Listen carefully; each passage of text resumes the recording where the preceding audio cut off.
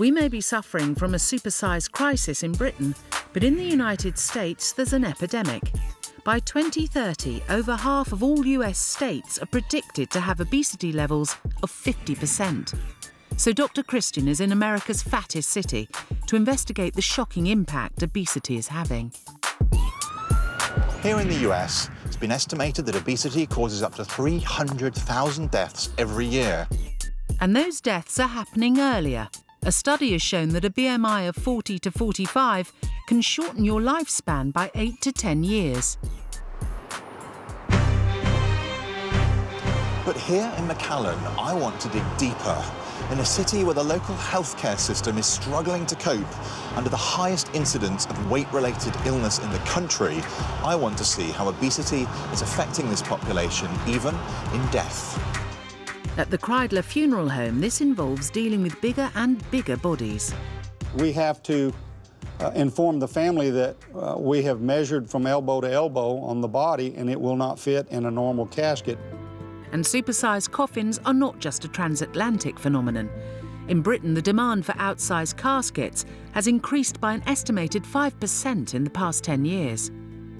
And I presume you have had to change your equipment over the years, have you, to cope with the increased weight of bodies? We used to lift them by hand and place them in the casket, but as people started getting larger, we needed to have a lift mechanism to place them in the casket without hurting our backs. And even after the oversized bodies have been placed in their caskets, there remains the problem of burying them. These are liners that are used in the cemetery. This would be the standard that most people's casket would be placed in for burial at the cemetery. And so this one is the next size up, but this one now... This one is the biggest one. And so this really is enormous, isn't it? This is the largest. This is the one that's 40 inches across. You can see that it barely fits in the grave space, and in some cemeteries, they might require the family to actually buy 2 spaces to bury this in the middle of the 2 spaces to prevent encroaching on someone else's grave space. And how often are you using these size liners? Unfortunately, we had to use it for a young person that was 625 pounds. 625 pounds is sort of 45 stone. That's, yeah. This was totally unexpected. The person was only 18, and they just did not want the public to see what was going on. In Britain, burial space is at a premium as our cemeteries are already over-congested. But here in McAllen, they're also having problems with their cremations. This is our retort. This is where we do the cremations. You can see with this small opening, if a person is morbidly obese, they might not fit into the retort. So what do you do if you have a body that you have to now get in here and it's too big? What are your options? Well, we don't have a lot of options. In some areas, I have read they are allowed to remove limbs to facilitate placing the body in the retort. I personally would think that would be very, very distressing to the family and be distressing to me too. So you would have to do that, pretend? That would be your job? Yeah, that would be part of our job as the funeral director. To cut the arms and legs off? Well, or the arms, the shoulders, you know, and I've never had to do that, and I don't really want to have to do that. I mean, it's horrendous, isn't it? Yes, it is, and it causes a lot of ill will sometimes between the family and the funeral home because we have no control over that person that died. If you're not overly worried about the health implications of being overweight, I think this will really make you think twice. When you come to the end of your life, do you want all this indignity, or do you want a fairly easy way into the ground? Well, I would hope that people that see this realize I've got a problem, or somebody in my family has a problem, and we need to try to get them healthy. I think people will. John, thank you so much. You're welcome. Bye-bye. Bye-bye. As a doctor, I tend to focus on the health implications of being overweight, but this trip to the funeral parlour and to the cemetery here has shown me that it has far wider-reaching implications for friends and family too. Obesity really does affect you from cradle to grave, and I hope this is a sobering lesson for us back in the UK. Dr. Christian wants to ensure that we never have to deal with the extreme situations that he's seen in McAllen. He's brought together 8 super skinnies and 8 supersizers, who he'll pair up and send to the feeding clinic for a 2-day diet swap. He hopes they'll each learn to tackle their own dreadful eating habits. Julie, come on over. So, Julie, you are going to be swabbed. with Zoe. Hi. Nice to meet you. You too. So, how old are you? I'm 42, nearly 43. I suppose it's just as scary for both of us, so I'm sure we'll be fine. You're going to get shocked with some of the things I eat, but never mind. Just to warn you, I do drink a lot of energy drinks as well. Oh no, Yeah, that's disgusting. She looked really uncomfortable to be there, and I just really felt bad for her. She's thin, but her body is like the size of my legs. Julie can't whip up a healthy diet for herself, and nor can fussy eater Zoe, whose eating habits are already affecting her health and her energy levels. But I'm hoping by pairing them up, they'll come up with a recipe for success. At nearly 24 stone, Julie Menzies has a body mass index, or BMI, of 59. This is calculated by dividing her weight by her height squared. A healthy BMI is 18.5 to 25. So Julie is dangerously overweight.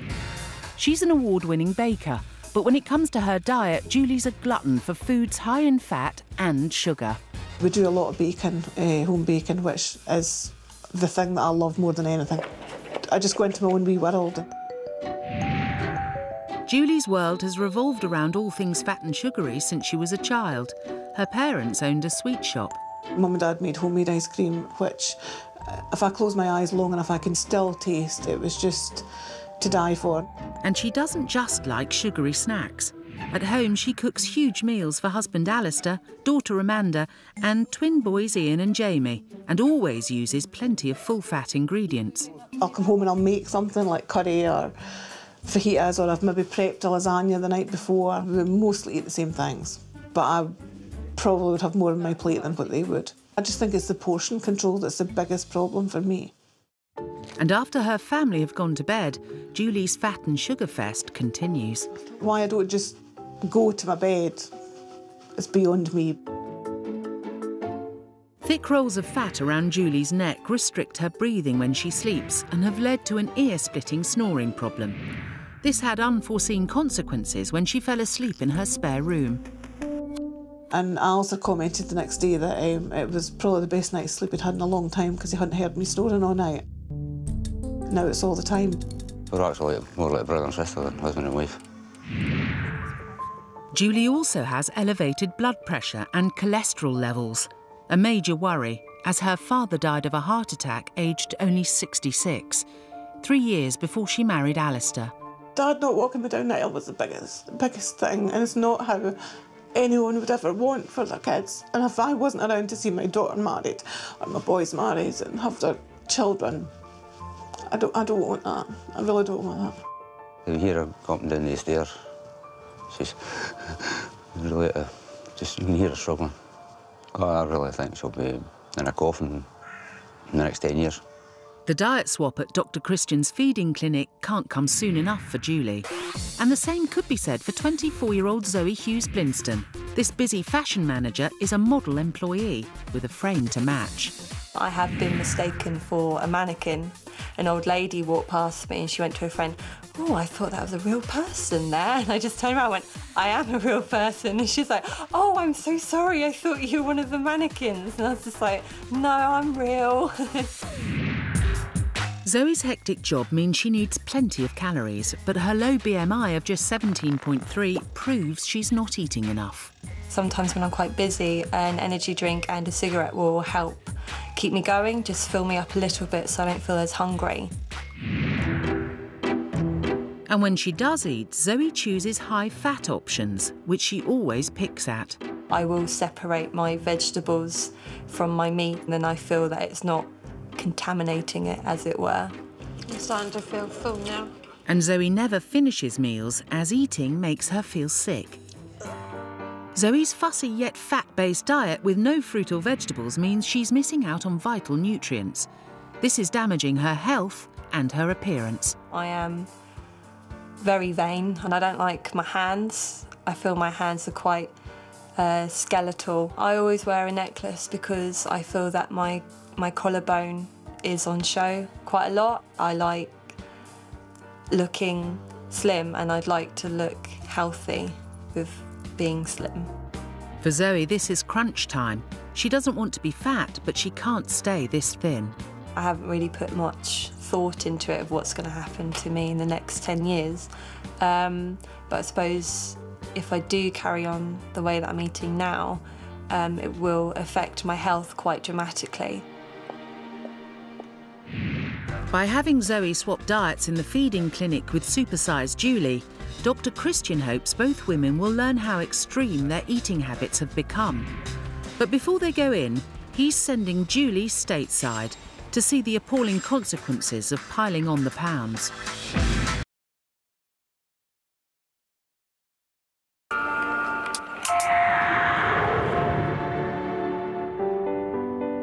£23.11 Julie Menzies from Kirkcudbright on the Scottish borders has come across the Atlantic to get a glimpse of her potential future. I'm nervous, but it's the first day of the rest of my life. She's here in St Louis, Missouri to learn valuable lessons from 34-stone Stephanie Reed. Stephanie has managed to lose an incredible 8 stone since suffering a cardiac arrest 2 years ago. That's my big boy. But her brush with death means she's now housebound, surviving on protein drinks and unable to play with her young grandchildren. I'm Stephanie. I'm Julie. Would you like to have a seat? Yeah, thank you. When I first met Stephanie, I thought, she's big. It was quite shocking to think that if I don't do something about this, that's where I'm going to be just shortly. Would you like to see my apartment? Yeah, And yeah. how I get around? Yeah? This is my bedroom where I sleep. And Julie is immediately upset to see how much Stephanie is struggling.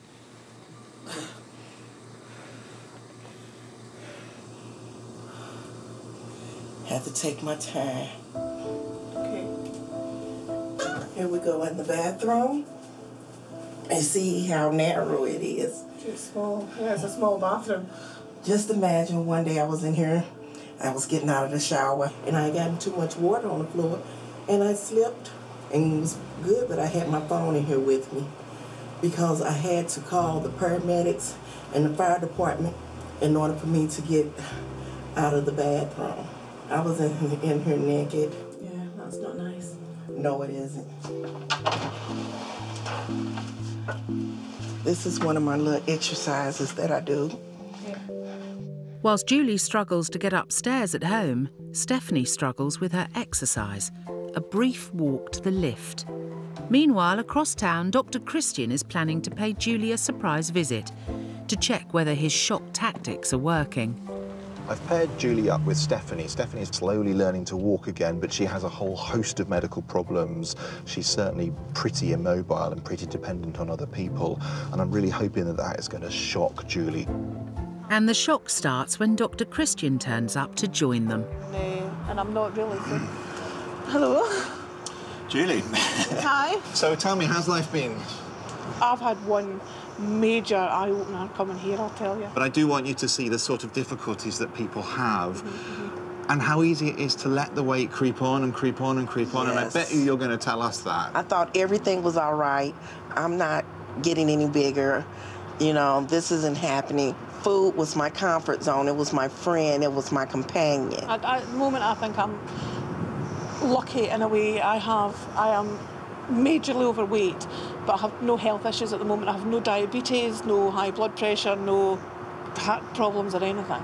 But that's probably what Stephanie said, wasn't it? Yeah. Yes. I'll do it tomorrow. I'll do it tomorrow. I do it tomorrow. I do it. And when does tomorrow come? It never came. Now that Julie has witnessed Stephanie's horrendous problems, Dr. Christian is keen to take her aside to check his message has hit home. Seeing how she struggles walking up that corridor, I mean, that if I got like that, that would totally change my life. I wouldn't be able to do my work. And it's my work that I absolutely love. I love cooking, I love baking. One thing you're going to have to do is avoid temptation. You've got to be really strict with yourself. But you've seen Stephanie, and she has broken a load of very difficult habits, and she really is turning things around. So you can do it too. OK, well, look, I'm going to leave you here and say goodbye, and I'll see you back in England. All right, Julie, good luck with it. And for Julie, it's also time to say goodbye. Pleasure For meeting such you. a long way. Thank you. Thank you very much. You're welcome. Bye. Have a safe trip back. Thank you. Bye. Bye. It's just opened my eyes to how bad I lived my life and how I don't want to be like some of the people I've seen over here. I hope Julie loses all the weight that she wants to lose and maintain a healthy life.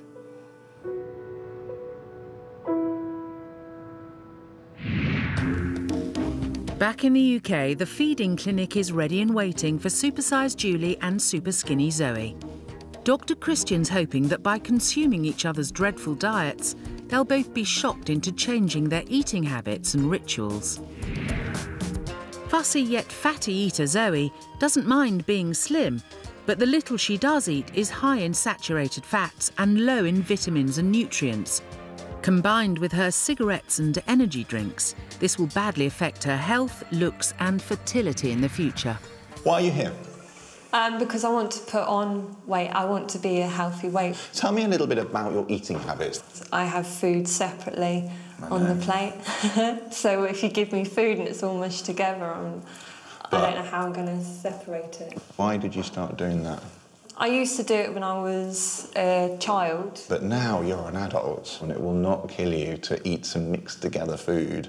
It's really important as well that you eat more variety because you are missing out on an awful lot of important nutrients and you will start to develop disease because of that. I didn't realise how serious it was, really. So I think you've got your work cut out for you, actually. Unlearning stuff is much harder than learning stuff. I tell you that now. Okay. All right? Yeah. Zoe, good luck with it. Thank you very much. Bye-bye. Thank you, bye. Fat and sugar fan Julie has a BMI that's 3 times higher than it should be. But her transatlantic trip to see housebound Stephanie has vividly demonstrated the extreme consequences of overeating. Before I left you in America, I asked you to think about how you were going to break the habit of your secret eating. I think I need to plan my meals more, doing like an internet shopping rather than just going and buying things off the cuff. I think that's a really good idea, actually. Your weight, I know, has affected you physically, but what about with your relationship? I sleep in the spare room. Oh, gosh. That puts paid to any form of relationship. Are you sort of avoiding the issue because you don't like yourself very much? If you don't like yourself very much, the thought of someone else liking you, particularly in a sexual way, seems alien to you, bizarre. Yeah. And so you sort of push them away when perhaps actually they'd be quite happy for a bit now and again. I think you probably would be, yeah, so would I, if I'm really honest. But yeah, so it is something I would like to change. So let that be more incentive to you as well. All right, and the best of luck with this. Julie, it's nice to see you again. All right, bye-bye. It's time for Supersize and Superskinny to swap diets, and their first meal is breakfast. Quite a lot there. This is a good day. Julie's got Zoe a full-fat banana muffin, scones thickly spread with butter and jam, plus orange juice and coffee, while Zoe's offering is a tiny portion of sweetened cereal, a milkshake and Earl Grey tea. It's a diet of fat and sugar, Supersize and Superskinny style. I just don't do sugar and tea. It's disgusting. For a picky eater, Zoe polishes off her muffin surprisingly quickly. Right, that's one down. Did you enjoy that? It was actually really nice. It's quite moist, but I don't like jam and butter. And it's not just the food that's a challenge. Oh, God.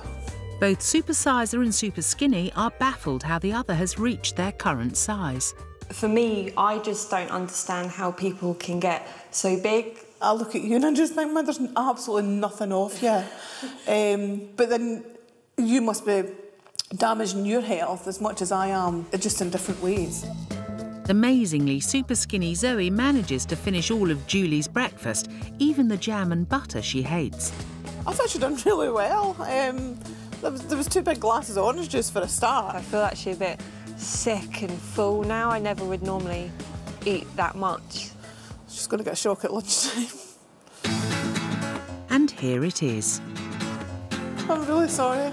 Zoe faces a huge pile of rice with a tomato and vegetable sauce, while Julie has just half a sandwich. But the fatty food keeps on coming with Julie's second lunch: chicken goujons, chips and bread roll. Considering what I had for breakfast, I'm so not hungry. I'm absolutely horrified looking at it. Well, at least it's vegetables. Well, it's homemade. It's not out of a packet, but... It's a shame I don't really like vegetables. When I was a kid, my mum used to try and hide vegetables under things I would eat, like meat, and even now, like this is just a big heap of mess to me, whereas I would have the rice probably down one side and the sauce down the other. How do you feel about eating my lunch? Honestly, just eating half a sandwich, I actually feel as if I've had enough. A great result for Julie, but Zoe's struggling. I get bored of food quite easily. If it's something like this doesn't have really a lot of flavour, so I won't want to eat it anymore. Even if I put ketchup on it and stuff, it would still be the same. I think if I ate any more, I'd actually go be sick. The thing about the boring food, I don't get that at all. Yeah, weird. Despite leaving most of her massive lunch, Zoe faces yet more fat and sugar in a snack of chocolate sweets and shortbread. Julie, meanwhile, gets a small but fatty pepperoni stick. Why would you eat stuff like this? It's not even real meat though, is it? Oh, it tastes nice though. Oh, God. Oh, do it. It's disgusting. Despite some noticeable dislikes, Julie and Zoe's diet diaries show they both enjoy a wide range of high-fat foods. So for the first time ever, Dr. Christian is inviting both Supersize and Superskinny to witness his recipe for disaster. Zoe, what sort of things do you see there that you quite enjoy? I love sausages, chocolate, cheese. What about you, Julie? Yeah, the same. I really like pasta. Love chocolate. All of this food contains fat, and there's one type of fat in particular that I want to talk to you about, and that is saturated fat. We'd like you to have no more than about 20 grams of saturated fat a day. Zoe, you are getting 30 grams a day. Oh my God. And Julie, you are getting 60 grams a day. Yeah. So 150% more, 300% more in your diets. Despite their differences, Julie and Zoe have a lot in common. You guessed it, fat.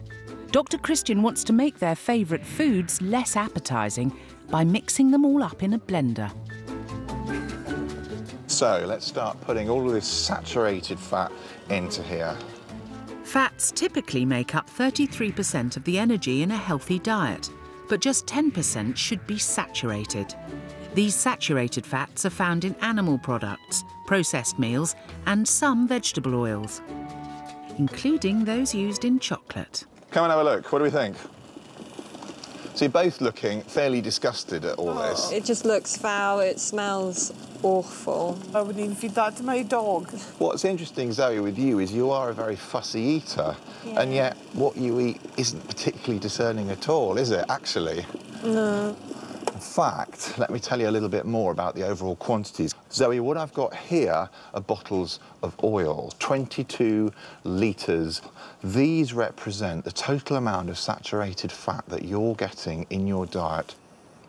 Julie, for you, I'm afraid it is a slightly worse picture. As you can see, 47 litres of saturated fat you're getting a year here. What do you think? It's awful. Absolutely disgusting. And Dr. Christian feels Julie and Zoe need to learn how their high saturated fat intake can lead to certain cancers, and especially to cardiovascular disease. This is why I've brought you here, and it's why I'm going on about saturated fat particularly. What we're looking at here is a cross-section through a coronary artery. This is all fat, yellow fat. This here is the artery. This should be the inside diameter of that artery, but as you can see, it's filled up with this thick yellow-like substance, narrowing it down so the hole is now only that. The consequences of that? Well, in this person, it was death, probably from a heart attack. All right? Julie, what's up? Is this because you've got a history of heart disease in your family? Who was it who had heart disease in your family? Dad. Your dad. It's really important for both of you that you change your diets from today. Heart attacks are not inevitable. Just because you have heart disease in your family doesn't mean you will have a heart attack. Adopt a healthier approach to eating, do a bit of exercise, stop smoking. Heart disease becomes much less of a risk. That was an even bigger wake-up call than some of the other stuff I've had. I was quite shocked at how little space there was in the artery for blood to move, and so that was quite shocking. I think we're both basically heart attacks waiting to happen. And at dinner, Dr. Christian's warnings are particularly appropriate, as they've both chosen sausages. Zoe gets 4 large ones with cabbage and mash, while Julie has chipolatas with microwaved rice. So how did you feel about all the saturated fat stuff today? Pretty disgusting. I didn't realise that my diet was so unhealthy. Yeah, I agree. I mean, I expected to be told something like that, but I'd never considered that it could affect you in that way as well. I think I might move on to the ice cream now. You're starting to play with that? Yeah. Okay. But Dr. Christian's demonstration has meant that fatty, sugary ice cream and chocolate have lost their appeal. After eating so much food today, I'm starting to get a bit tired for eating so much. I think I've had enough now. Yeah. How about you? You haven't even finished yours. I know. Surprisingly, I've had enough today. I think I actually feel quite contented with what I've had today, which is, I don't think I've ever felt like that. So at the end of day 1 in the feeding clinic, whilst Julie is managing on small portions and feeling full quicker, Zoe is still picking at her plateful. She has a long way to go.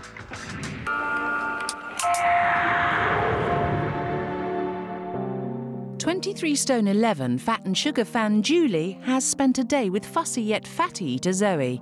They've both struggled with each other's diets, and now there's another breakfast swap full of fat and sugar. Zoe makes a determined start on her scrambled egg on toast, mugs of coffee and cheese scone. Julie loves sweets, but she hates all the sugar in Zoe's cereal, tea and energy drink. This is horrible, but I'm thirsty, so I'm going to drink it. How do you feel about having 3 cups of coffee? It is quite a lot. You're really bad for picking the food rather than just eating it. It's probably because I don't really like it. All right, okay. Picking at it rather than eating it properly like an adult. Yeah, I've eaten as much as I can without actually wanting to go and be sick. Breakfast over, and Dr. Christian has suggested both women look back at old photos of themselves in the hope they'll uncover the origins of their unhealthy eating habits. I would say from here, from about 13, 14, I have just continued to grow and grow. This is my wedding day. Unfortunately, I had to get my wedding dress made. When I look at it now, I just think it's horrible. There's just absolutely no shape to it whatsoever. Maybe when I get the weight off, I would really quite like to renew my vows, but in a nice, slim-fitting dress that I probably should have been wearing had I done something about this years ago. I was probably about 8 years old in this photo, and this is when I was probably being bullied at primary school. And I was the only girl in my year that had school dinners. Everyone else had packed lunches. So the boys would always comment on how little I ate, and they would make fun of me quite a lot. So because they were making fun of me, it made me not want to eat in front of them. Right. This one was when I was about 16 years old, so I've been doing GCSEs. As you can see, I'm still quite thin. At school, people would think I had an eating disorder. It did make me feel bad about myself, because it's not nice. Why didn't you eat in front of people? What made you stop doing that? I didn't want to be judged for not eating, but then it made me not want to eat because I didn't want to be judged. Just constantly being bullied from primary school right to 16 years old, it was really bad. It wasn't even just people at school, like family members and stuff would go up to my mum or my nan with concerns about how I looked and stuff, and they're like, no, she's fine, and they always thought I had an eating disorder as well. So it did make me feel really bad about myself. I was never bullied at school, thankfully, so I can't even begin to imagine how that must have felt. I've always had people comment about my weight. I can handle it a lot better now than I could then, because I was only a teenager then. Kids are bloody horrible and they bully anyone about anything. And it was just my weight that they decided to pick on me for. Being bullied about having an eating disorder has deeply affected Zoe.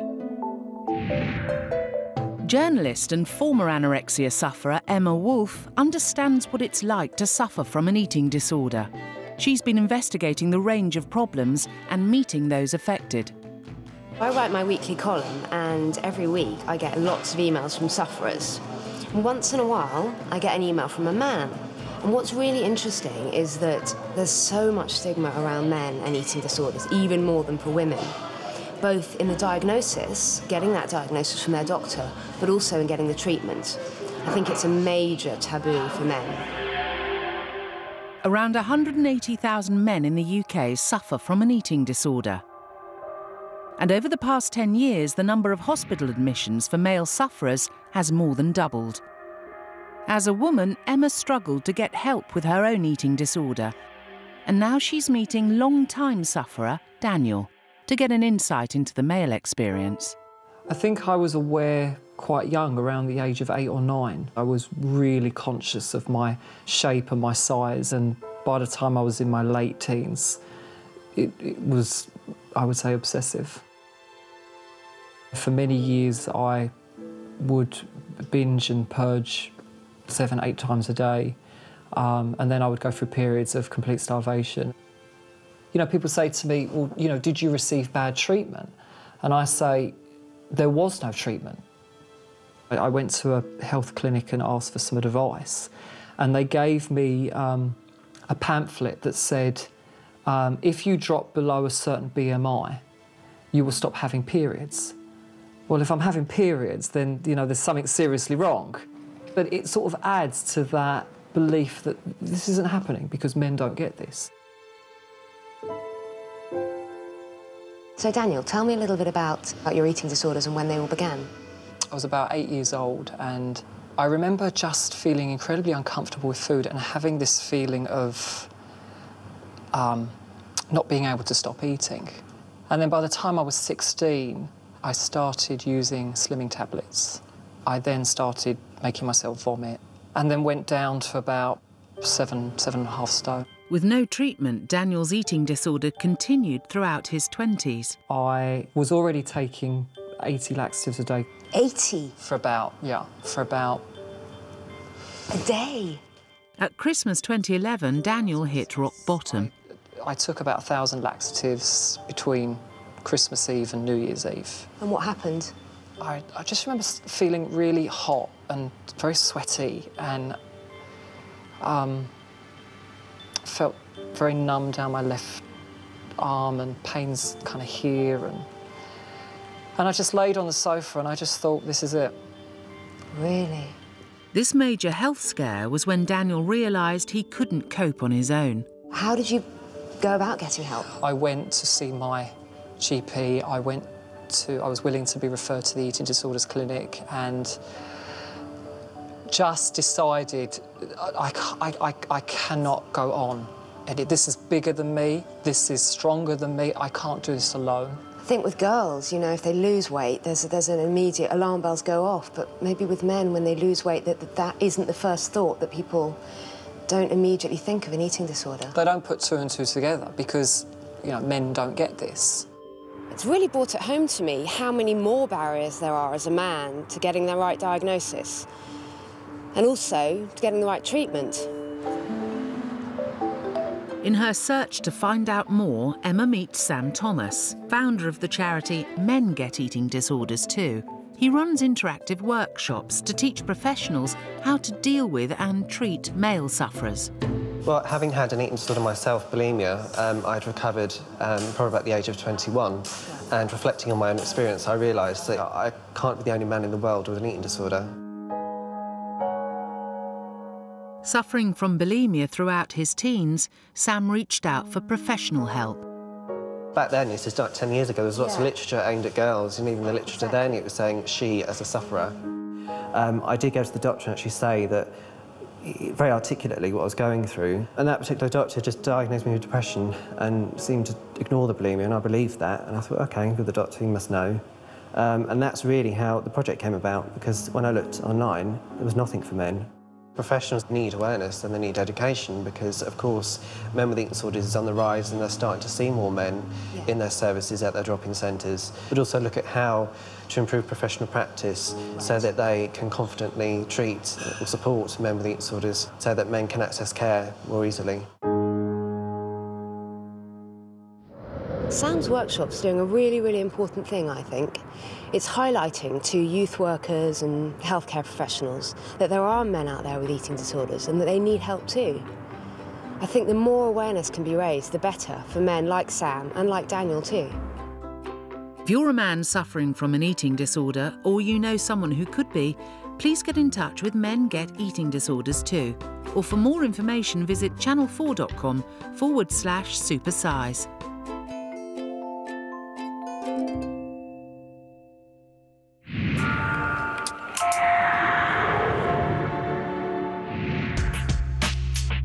Back in the feeding clinic, it's lunchtime, with a large portion of chunky tomato soup, a chocolate chip bar and a huge cheese and ham panini for Zoe.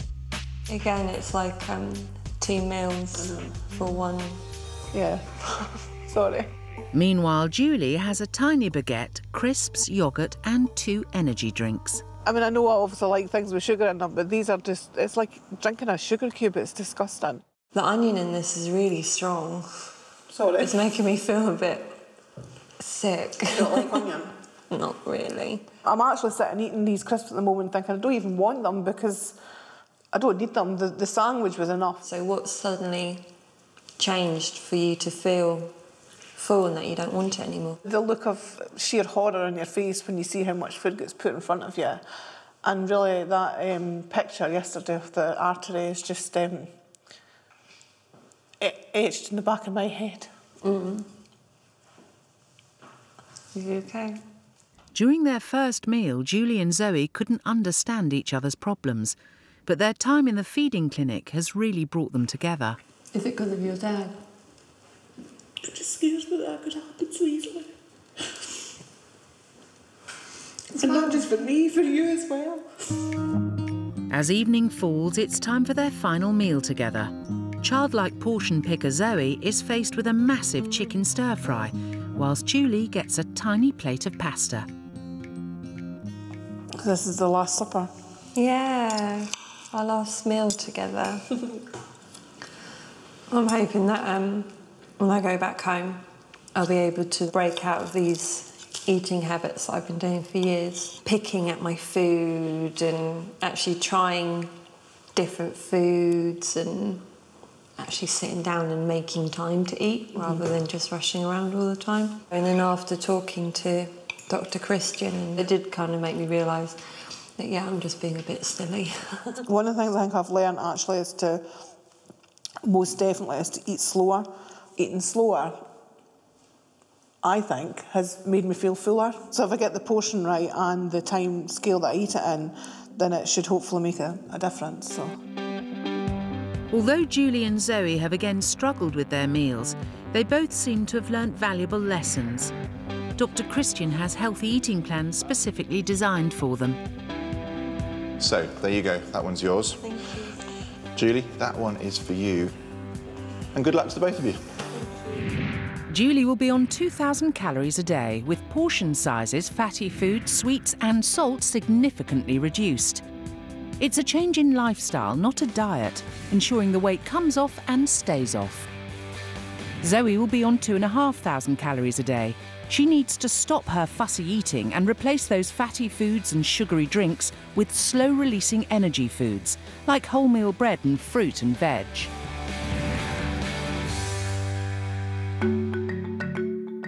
If I hadn't seen it with my own eyes, I would never have believed how bad I eat. Whatever is in this plan, I am going to follow to the letter to make it all work, and the results will be good.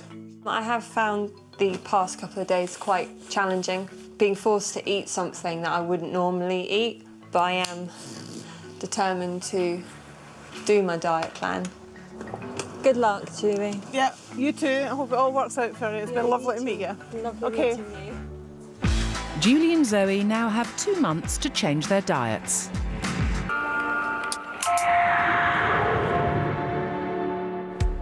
It's been nearly 2 months since fat and sugar fan Julie and fussy yet fatty eater Zoe left the feeding clinic.